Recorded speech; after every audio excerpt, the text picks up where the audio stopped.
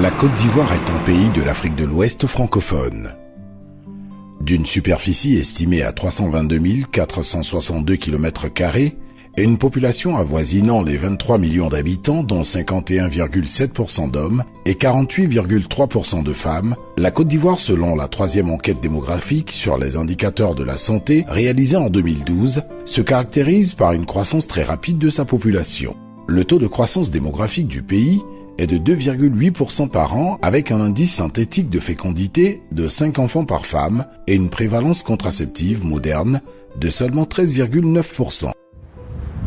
Dans ce pays à faible croissance de l'économie, la forte croissance de sa population se présente comme un élément amplificateur de la pauvreté, limitant ainsi les possibilités du gouvernement et des ménages à dégager les ressources nécessaires d'une part et d'autre part à satisfaire les besoins essentiels en matière de santé, d'éducation, d'alimentation, d'habitat, d'accès à l'eau potable, etc. Aussi, le DSCI 3 de 2012 révèle-t-elle un nombre élevé de décès de femmes en couche, 614 cas de décès maternels enregistrés pour 100 000 naissances vivantes.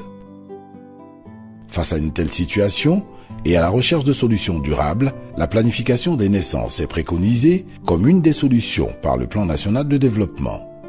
Ainsi, en vue d'améliorer la santé de la mère et aussi des enfants pour un équilibre familial, les gouvernements français et ivoiriens ont décidé par la signature en décembre 2012 du contrat de désendettement et de développement, C2D, de la mise en œuvre du projet d'intensification de la politique de la planification familiale, PIPPF.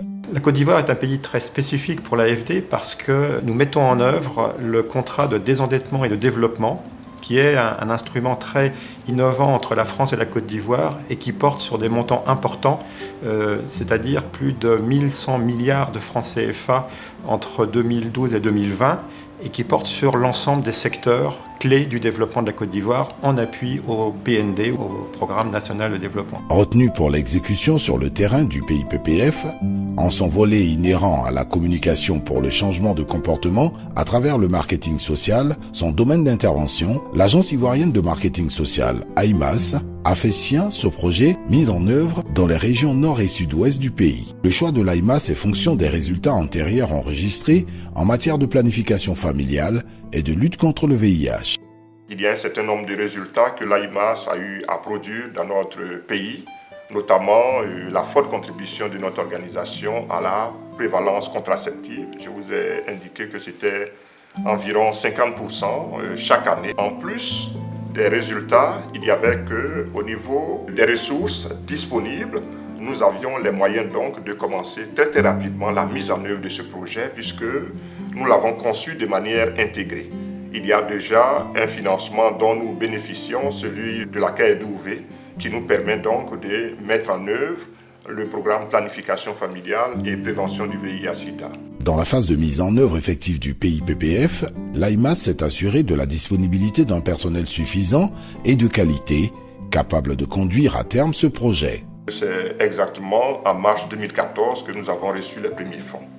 Et donc, dès cet instant, nous avons procédé au recrutement du personnel et également au renforcement des capacités de ce personnel-là. L'équipe de base est constituée de 8 personnes. Il y a 2 délégués médicaux, 2 communicateurs, 2 commerciaux qui sont aussi en charge de l'administration des antennes. Et on a un comptable et un chauffeur. Mais en plus du personnel qui a été dédié, il y a un personnel d'encadrement et aussi d'autres collaborateurs qui concourent à la réalisation du PIPPF. Le PIPPF est exécuté dans le nord de la Côte d'Ivoire, dans les localités de Korogo, Niakara, Napié et Ferkessédougou. Dans le sud-ouest, ce sont les localités de San Pedro, de Tabou, de Sassandra, de Fresco et de Soubré qui sont concernées. Le choix a été orienté par les indicateurs au niveau de la santé sexuelle et reproductive en Côte d'Ivoire. L'EDS 2012 indique des chiffres un peu, je ne dirais pas alarmants, mais sur lesquels il fallait intervenir. Pour être plus proche des populations bénéficiaires dans le cadre de l'exécution du projet et par souci d'efficacité, l'AIMAS a jugé utile et nécessaire d'installer des représentations au niveau local, d'où les antennes AIMAS de Corogo et de San Pedro. Notre stratégie, c'est de faire en sorte qu'on puisse avoir une vraie mobilisation sociale autour de la planification familiale. Donc ça suppose que les autorités politiques, administratives et sanitaires soient beaucoup plus impliquées. Ça suppose aussi que les populations, les bénéficiaires soient également impliqués. Dans les zones sites du projet, le soutien et l'implication des autorités politiques, administratives, sanitaires et communautaires ont été d'un appui considérable dans l'atteinte des objectifs. La planification familiale, mesdames et messieurs, est un moyen efficace, je vous l'assure, et peu coûteux pour réduire la mortalité maternelle. Mais pour y parvenir, les populations doivent avoir l'information juste et suffisante.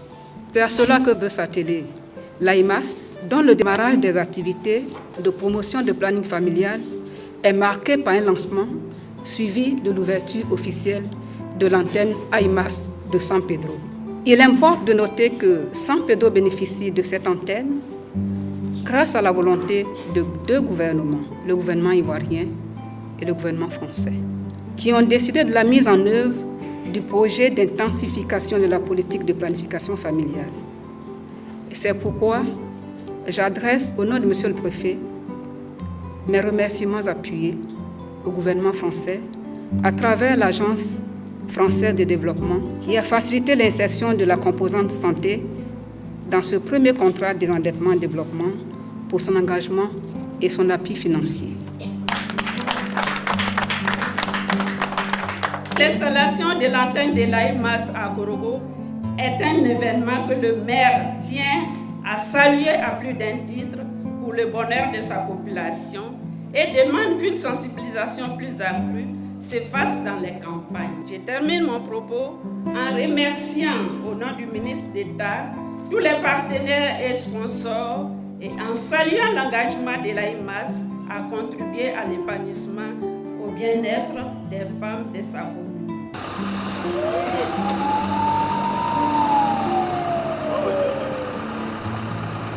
Sur le terrain d'exécution, l'appui et l'expertise communautaire d'ONG partenaires avec qui l'AIMAS a signé des conventions ont été bénéfiques pour la mise en œuvre du projet et sa réussite dans les différentes communautés.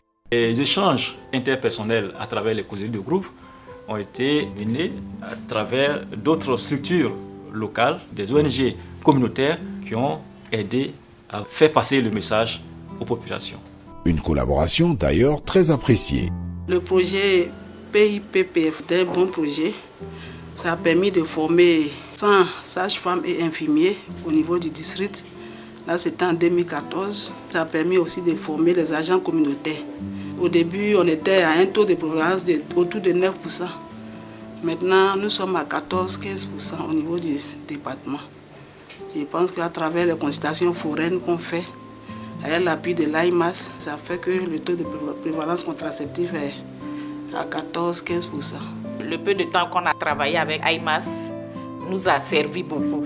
Parce que pour la santé sexuelle et de la reproduction, nous-mêmes, en tant que direction exécutive, nous avons appris beaucoup, en même temps que la population. Contribuer à la diminution de la mortalité maternelle en Côte d'Ivoire en permettant l'espacement des naissances.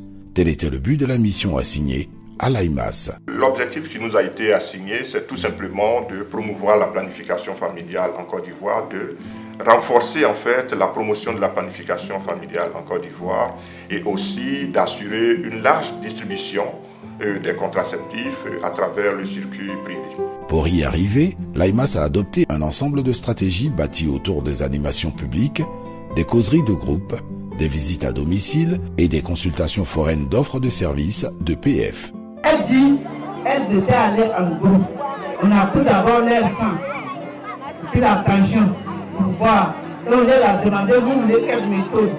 Il y a d'autres qui ont choisi les pilules, mais quant à elle, elle dit qu'elle veut l'implant. C'est ça, on a traité sur elle. Donc elle a l'implant actuellement. Elle a ça lentement. Je voudrais savoir quelque chose. Dans tout ce qu'elle a cité, implant, elle a dit le nom d'un truc à DI. Du. C'est quoi? Comment? Du ou bien stérilé, c'est la même chose. On peut dire stérilé, on peut dire du. Lui, on met ça dans Bobo Djouma là. Vous comprenez, non? Et puis lui, il dit 10 ans. C'est-à-dire quand tu mets comme ça là, tu es protégé contre les grossesses pendant 10 ans. Ça va, maman? Tu connais maintenant? Donc maintenant, quand on dit du, il faut penser que c'est stérilé en même temps. Vous avez compris, non? Merci. Un ensemble de stratégies qui s'est avéré efficace au vu des résultats obtenus. L'activité de planification familiale se menait déjà. Parce qu'à la base, on a formé nos agents. Mais les formations post-universitaires n'étaient pas au point. Donc il fallait encore recycler. C'est ce que AIMAS a fait dans un premier temps. Deuxièmement, il y a eu aussi le renforcement des outils de gestion à notre niveau. C'est vrai que nous sommes venus pour la consultation foraine, mais en même temps, nous profitons de ces consultations pour voir quelles sont les difficultés que vous avez sur les sites en matière de rapportage et puis en matière de collecte de données. Donc tout à l'heure, j'ai quand même feuilleté un peu le registre de consultation de planification familiale. C'est le registre où vous devez enregistrer les clientes que vous recevez, n'est-ce pas, pour l'offre de méthodes de planification familiale. Donc comment les clientes sont enregistrées, c'est ce que je suis en train de vous expliquer tout à l'heure. C'est la cliente qui nous arrive pour la première fois.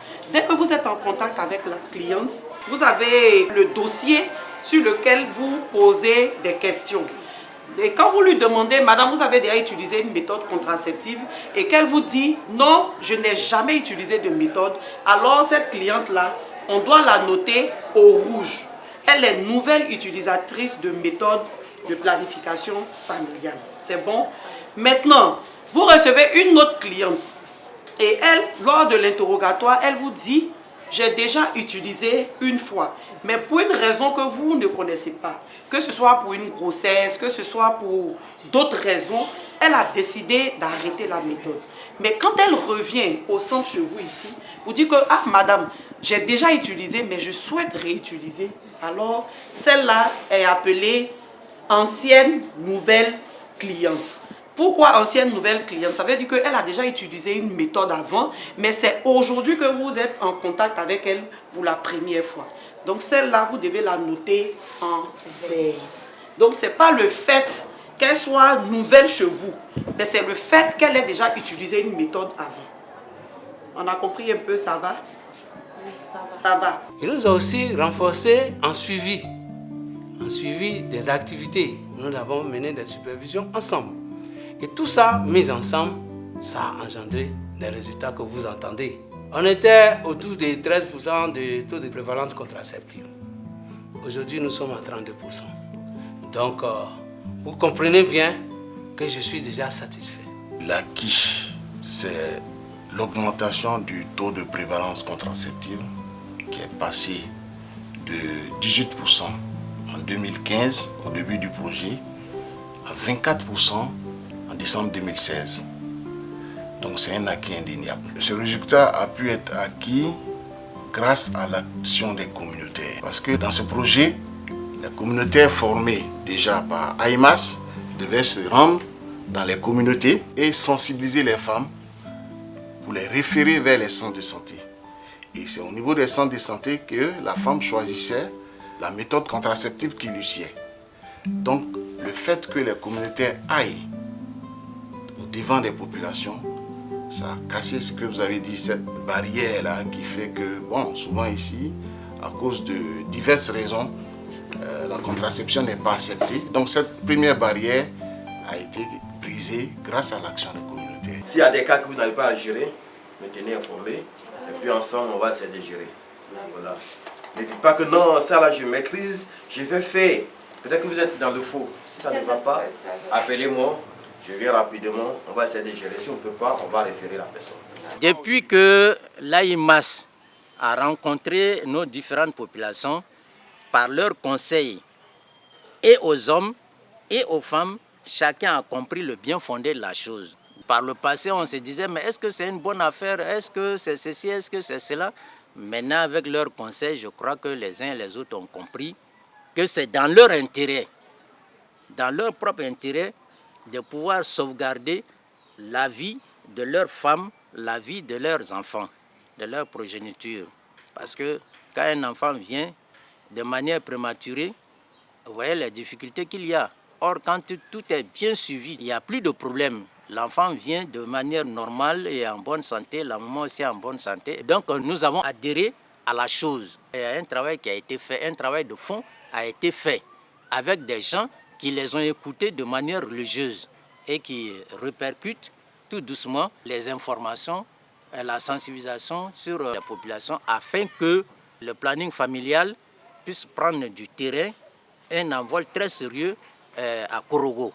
Depuis que l'AIMAS est venu nous rencontrer pour faire son lancement, les femmes étaient très nombreuses à cette cérémonie. Et depuis l'explication, elles ont commencé vraiment à aller visiter ces centres-là. Dans la ville de Korogo, comme dans la périphérie de Korogo. Moi seul je le peux. C'est sur vous que je compte pour porter haut le flambeau de la sensibilisation et la promotion du planning familial. Malman somba fora. Ni tene kelentaye ni alu betali. Ngo kelenti seka fueke. Boro kele akseka nyamata. Jamais nyamata. Ni a betalo. Ayanje. Je vous remercie. Pour que les gens comprennent qu'il faut planifier, il faut que cette sensibilisation, la leçon que vous nous donnez, prenne du temps pour qu'il y ait un impact réel dans la population. La planification familiale, c'est un droit. Faisons-en une réalité. L'espacement des naissances est une option sérieuse pour l'autonomisation des femmes. Mais naturellement, quand on est espacement des naissances, il y a des méthodes et des techniques qui sont connues de l'AIMAS. Et l'AIMAS fait la promotion de ces techniques. Et donc je pense que c'est une structure hautement utile au plan social pour les femmes et même au plan économique. Parce que si l'espacement des naissances est une réalité, elle permettra naturellement aux femmes d'avoir plus de temps à consacrer à leur propre activité pour générer des revenus substantiels à même de leur permettre non seulement de s'entretenir elles-mêmes et d'améliorer les conditions de leur famille. Je vous citerai simplement 2 chiffres qui sont caractéristiques de toute l'action d'AIMAS. Le premier, c'est le nombre de filles ou de femmes qui sont en couple et qui ont accès actuellement à la contraception. Ce chiffre est de 14,3% actuellement. Il était de 12,5% en 2013. Donc on voit qu'il y a une évolution. Et c'est grâce à l'action d'AIMAS. Mais ceci doit être poursuivi parce que ce chiffre est encore très faible. Le deuxième chiffre important, c'est le nombre de jeunes filles ou de femmes en union qui souhaitent avoir accès aux moyens contraceptifs. Ce chiffre était de 27% en 2012, il est passé à 33% en 2015. Donc ceci encore est le fait de toutes les actions menées sur le terrain, notamment par AIMAS. Mais ceci n'est pas suffisant, donc il faut continuer. On voit que la progression et l'évolution sont positives, mais il faut encore continuer sur cette voie. Pensé pour être exécuté en 2 phases, une première phase de 3 ans et une phase de consolidation jusqu'en 2020, le projet d'intensification de la politique de planification familiale n'aura finalement duré que la phase pilote de 3 ans avec un bilan à la hauteur des espérances. Pour les différents acteurs impliqués dans le processus, nonobstant le bilan satisfaisant et en tenant compte du comportement et de l'habitude de l'homme qui ne peuvent changer que dans la durée, le temps de mise en œuvre du PIPPF s'est avéré trop court. Quand l'on aborde sa fin, cela laisse chez tous les acteurs, y compris les populations, un goût de travail inachevé et soulève des interrogations. Au départ, il n'y avait pas d'antenne AIMAS. On a fait des plaidoyers. Selon le travail que nous avons fourni sur le terrain, ça a mené l'antenne. En plus de cela, on a constaté que les sages-femmes n'étaient pas formées. On a fait le plaidoyer, AIMAS a formé certaines sages-femmes. Aujourd'hui, ces femmes-là sont formées. Les agents communautaires sont formés. Et le projet s'arrête. Qu'est-ce qu'on cherche? Là est la question. Donc, dis merci à AIMAS et encourager AIMAS aussi à chercher des projets encore pour qu'on puisse continuer ce qui reste. Au titre du plaidoyer, c'était de demander à IMAS qu'on n'arrête pas. S'ils ont un petit financement, qu'on continue un peu, parce qu'on n'a pas encore pérennisé l'action à notre niveau. Parce que plus de 4000 personnes qui ont été formées, des gens qui ne respectaient pas la contrôle des finances commencent à revenir maintenant, des gens que ça commence à prendre. Ça, c'est une réalité dans la zone. C'est une zone qui est très très difficile. Le fait que le projet se soit arrêté, il va sans dire que le taux de prévalence risque de chuter. C'est ce qui explique mon amertume. Et donc, si je devais faire un plaidoyer, c'était que ce genre de projet continue et que même, au lieu de concerner 7 aires sanitaires sur 12, puisse concerner toutes les aires sanitaires pour que l'impact soit plus visible. Vous venez d'annoncer que le projet va prendre fin. Nous, à notre niveau, on aurait souhaité qu'il y ait encore des avenants pour encore nous accompagner. Mais qu'est-ce que vous voulez? Un projet, c'est mis sur un temps donné, et si le temps est arrivé, on ne peut que se plier à cela. En gros, c'est un satisfecit certain, mais je pense qu'il y a encore à faire pour pouvoir gagner la qualité de ce que nous avons fait. 2 années ne suffisent pas pour atteindre cet objectif. Parce que n'oublions pas que le contrôle de la santé sexuelle et reproductive a un impact important sur le dividende démographique. Et donc, mon souhait, c'est que le ministère de la Santé et les plus hautes autorités de ce pays puissent à nouveau regarder ce projet et si les moyens le permettent, qu'on puisse poursuivre. À la fin, que retenir du projet d'intensification de la politique de la planification familiale exécuté par l'AIMAS et ses partenaires dans les régions nord et sud-ouest de la Côte d'Ivoire? Il y a des acquis. Déjà, cette mobilisation des populations, cette mobilisation, on va dire, sociale, parce qu'en plus des populations, vous avez aussi toutes les autorités sanitaires, toutes les autorités administratives qui ont adhéré à ce projet. Donc pour nous, c'est un acquis. Faire en sorte que cet acquis-là ne se perde pas auprès des populations, mais auprès aussi des autres parties prenantes. Donc nous sommes en train de nous y atteler et nous en avons discuté avec la Caisse d'OUV, par exemple, qui a été très très sensible à notre plaidoyer. Et nous pensons qu'il y a de grandes chances que de ce côté, nous puissions faire en sorte que les effets de ce projet-là puissent être soutenus par ce bailleur de fonds. Quel avenir pour la politique de planification des naissances dans ce pays à fort taux de naissance démographique, 2,8%, et un indice synthétique de fécondité de 5 enfants par femme. Ce programme que nous avons financé avec les ressources de la France, donc du contrat de désendettement et de développement, se termine actuellement.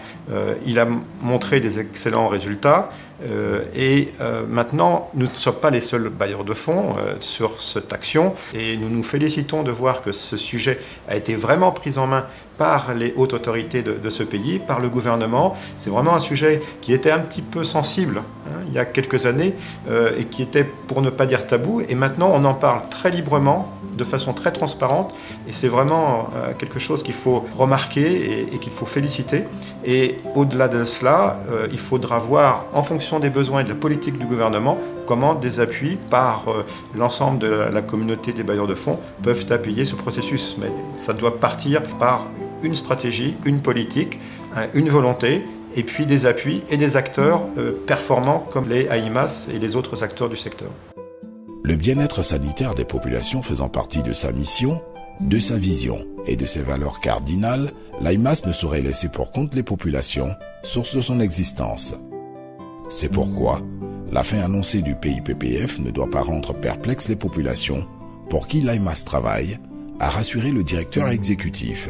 Nous, en tant qu'agence d'exécution, nous sommes en train de prendre toutes les dispositions pour que les effets de ce projet, les acquis de ce projet ne puissent pas être perdus. Il y a une dynamique qui a été lancée et bien je pense que les moyens seront trouvés pour que cette dynamique-là puisse se poursuivre. La planification familiale, mesdames et messieurs, est un moyen efficace. La planification familiale, c'est un droit. Faisons-en une réalité. Un seul mot, continuez. Continuez à être sur le terrain, continuez à sensibiliser, continuez à apporter votre contribution à l'amélioration de la santé et de la fécondité dans ce pays. En Afrique, environ 276 000 femmes meurent chaque année de complications liées à la grossesse et l'accouchement. En Côte d'Ivoire, 2 femmes meurent toutes les 3 heures des suites de ces complications. Pendant qu'une femme meurt, 30 autres sont victimes d'hémorragie, d'hypertension, d'infections et autres séquelles. L'accès à des soins prénatals, obstétricaux et aux méthodes de planification est un droit qui doit être garanti à toutes les femmes.